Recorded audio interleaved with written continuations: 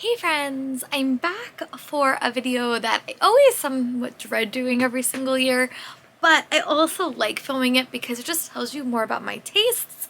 So I'm gonna tell you the books that did not work for me this year.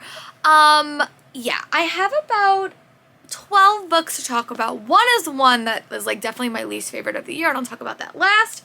But I'm gonna try to tell you why they didn't work for me. What about the elements did not capture me? Why wasn't I engaged? And maybe the reasons that a book doesn't work for me, it may be the perfect book for you.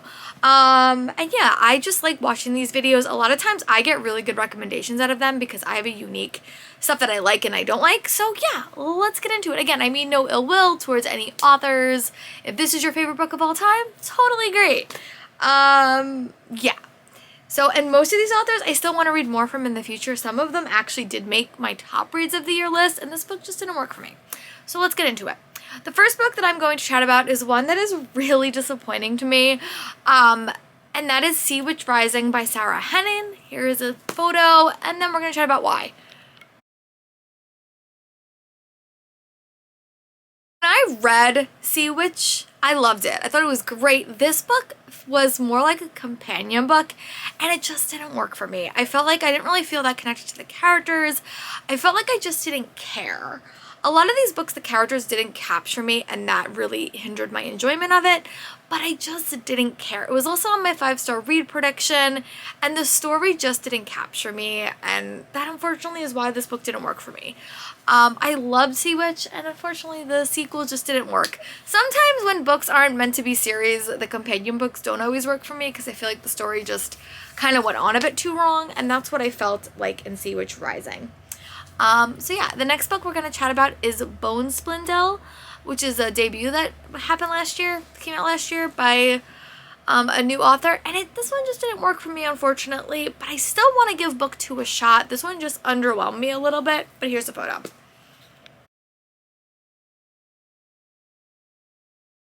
The struggle I had with this one was the pacing of it, I think. It basically followed these 3 characters, and it was like a gender-bent versions of Sleeping Beauty and when the prince was in a coma, and there was an LGBTQ plus angle to the story, but the pacing and like the plot of it just felt a little bit weak. And I remember I read it and I didn't feel that connected to the characters, and I just got to the end and I was like, okay, maybe I'll check out book 2, but the characters and the plot and the pacing all didn't work for me, so that is why it is on this list. But I'm still interested in the sequel to see if I like it. I'll probably grab it from my library, but I'm at least intrigued, so it wasn't that awful, but it just, all those elements just didn't work for me. And then the next book we're going to chat about is a middle grade, and it's called The Book Wanderers. Here is a photo of this one.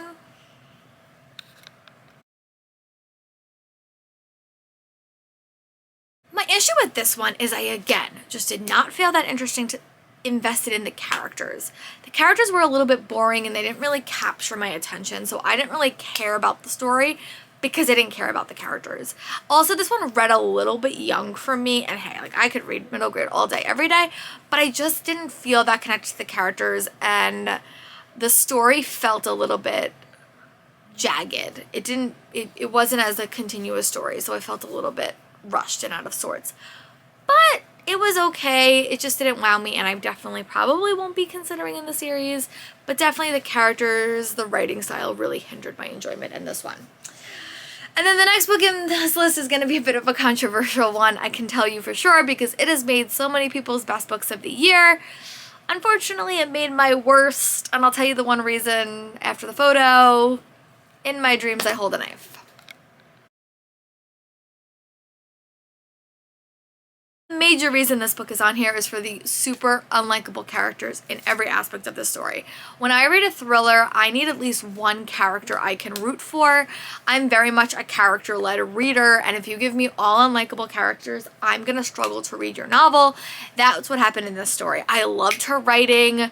The story was compelling and interesting. The characters, I did not care who did it. I just didn't care because none of the characters captured me. But then she wrote another book and I gave it 5 stars. So this is all about perception, and I just didn't like the characters in here, and that is why it is on this list. And then the next book is a slight disappointment because I have liked pretty much everything else that this author wrote, but Very Bad People from Kit Frick also made this list.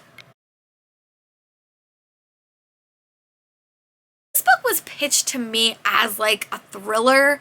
I would just say it's more like a social commentary with like a mystery element, and the blurb on the back didn't match what I was getting. I had assumed this book was going to be about the main character trying to figure out what happened to her mother in the past and how her mother died, but it really became more of her being invested in this secret society in school and her that connected to her mom and then figuring out that elements of it. So it was definitely came off of the Me Too movement, I'll tell you that, and that was like an interesting lens, but I was looking for more of a mystery and less of a social commentary, and I think that's what this book was. It's a very, very heavy-handed story as well, and it just didn't work for me. Again, super unlikable characters, but I wanted a mystery, and I didn't get a mystery, and that is why it's on this list. The next book we're going to talk about is Alone Out Here. This is a science fiction read that I got for review, and it just didn't work for me. And on the other side of the photo, I'll tell you guys the reasons, but here is the photo.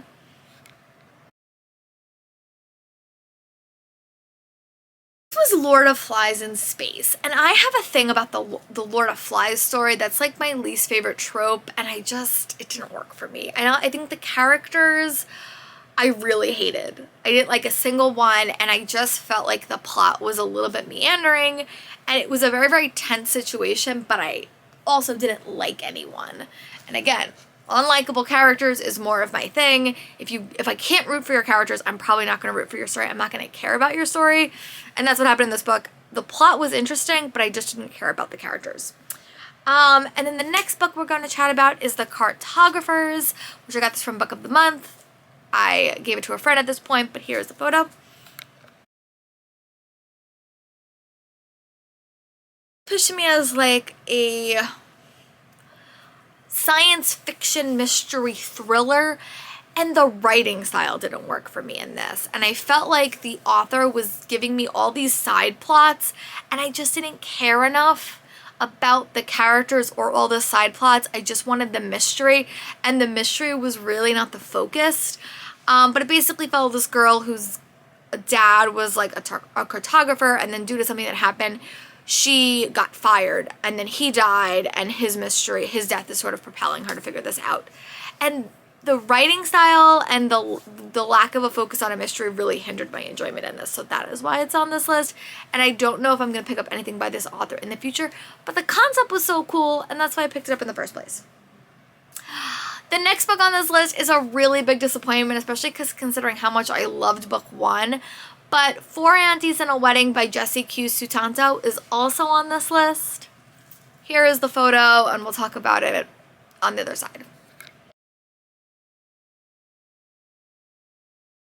I loved Four Aunties so much. This book, I think the problem was it suffered from sequel syndrome. Like, I just don't think I was as captivated, and I felt like because it was set as the main character's wedding, the mystery overpowered her happiness. Like, I was really invested in their romance, and I felt like the romance took a really back seat to everything that was happening in the mystery. I think the mystery overpowered the story. I felt like for this story to work for me, it couldn't have been her wedding because I was invested in that relationship. So that's why this book didn't work for me. I still want to check out her new series, but I just struggled with this one because I felt like the mystery overtook the whole story. And then the next book we're going to talk about is Mine Till Midnight by Lisa Kleypas. I've heard so many good things about this series, but the first book in this series did not work for me. And here's the photo.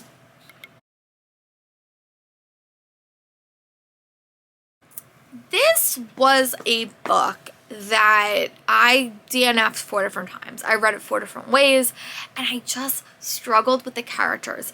I think I struggled with the main character so much for the language that it used. The main character was a gypsy, and I just didn't feel that comfortable with that representation in the story. To be very honest, it just felt a little bit awkward to me. I've heard so many good things about the later books in the series, so I want to really move on to those, but I'd like to read stuff in publication order, and that stuff didn't really capture me, but I liked all the side characters, so it wasn't what I was expecting. I expected to love it because everyone loves this series, and I think that they probably love the later books for the reasons I did, and the gypsy stuff, I just felt a little bit uncomfortable with, I'll be a little bit honest. And then the next book that we are going to chat about is Spells Are Forgetting by Adrienne Young. Sorry, my dog is losing her mind because there's probably a dog on TV. And again, this one just disappointed me, especially because I had such good success with her books previously. So I will say this wasn't the worst book I read. It really gave me like Veronica Mars vibes, but I went into this book expecting a witchy good time, and it was more of a small town mystery vibes with very, very small witchy vibes. But if you like stories like Veronica Mars, like a small time murder mystery with the second chance romance, I think this would do it for you. I just think this book was mismarketed to take on the witchy elements, and that was not what this book was. So I liked it. It wasn't my favorite, and I think it should have been marketed a little bit better, but it wasn't the worst thing. I'll still read more by Adrienne Young in the future, but this book just did not work for me. Barking in the background, she is barking at a dog on the TV. Not in our house, literally on the TV, and she gets very upset. The last two, I will say, are definitely like my least favorites. I'm going to talk about the Nancy Drew Diary series, and I'm going to rant a little bit because I do not know who this book was meant to be for. So here's the picture of the two books I read. I'll probably give one of them. But I have the same complaint about both of them, and these are honestly 2-star reads for me. I don't know who this book was meant to read for, like who the audience was. Was it a YA book? Was it a middle grade book? Was it an adult book? Because the characters felt so... The characters felt like an adult, but they were writing it as if it was for a kid. And I was very, very confused about the audience. This is really, really bad mismarketing. And maybe it's just like how the Nancy Drew books are. Like, they didn't really have young adult or middle grade when these books were coming out. So maybe that's just how Nancy Drew has always been written. But I felt like if you're gonna rewrite it, make the story work. I read another book in the same month, like the same week, where it's like a take on Agatha Christie. That worked so much better because I felt like it was actually in the head of a middle grade character. This one did not work for me. So unfortunately, I won't be continuing with this series, and I might never read Nancy Drew just because the stories don't do enough for me. I will happily read retellings, but maybe the source material is just not for me. And then my worst book of the year is really disappointing. And this is Gallant by V.E. Schwab. I'm sorry if you love this book. It just didn't work for me. Here's the photo. I struggled with this book so much because it was, unlike Belladonna on my highest rate of my favorite books of the year, it was all vibes, no plot, no nothing. So I felt like this book for vibes was so cool. But vibes don't make me keep reading. Plot and characters do. This book had a really unlikable character, and up until 70% of this book, nothing happened. This character was lived in an orphanage, was sent to live in this house where she said she got a letter. No one sent her a letter. How did she get there? We don't know until the very, very end. And the plot was very, very meandering, and it just didn't make a whole lot of sense. It didn't capture me the way the other books have that she has written, so I really didn't like it. I gave it 3 stars. It just didn't work, but it's probably my biggest disappointment and probably the read that I just am most dissatisfied with this whole year. So yeah, let me know in the comments what are some books that did not work for you this year. I would love to know, and I'll talk to you guys for my next video. Bye, book dragons. Sorry, I've filmed like 10 videos in a row, so my words are done. But thank you guys for watching. Bye, friends.